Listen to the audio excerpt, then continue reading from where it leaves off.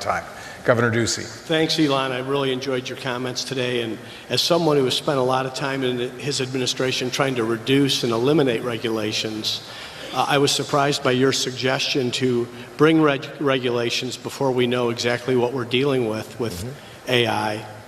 And I've heard the example used, if I were to come up with a colorless, odorless, tasteless gas that was explosive, people would say, well, you have to ban that, and then we'd have no natural gas. So you've given some of these examples of how AI can be an existential threat, but I still don't understand as policymakers what type of regulations beyond slow down, which typically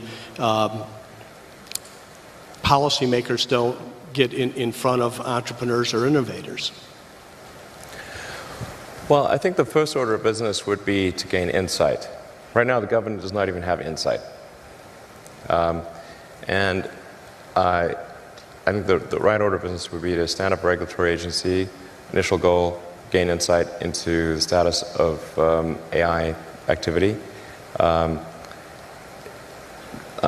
make sure the situation is understood. Once it is, then put regulations in place to ensure public safety. That's it. And for sure, the companies doing AI will, most of them, not mine, will squawk and say, hey, this is really going to stifle innovation, blah, blah, blah, it's going to move to China. It won't.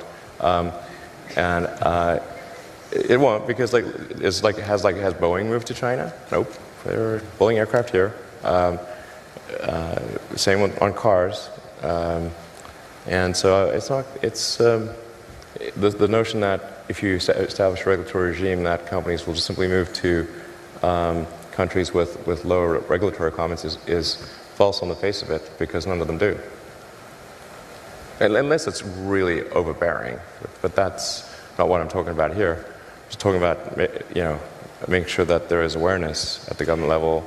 I think once there is awareness, people will be extremely afraid, as they should be.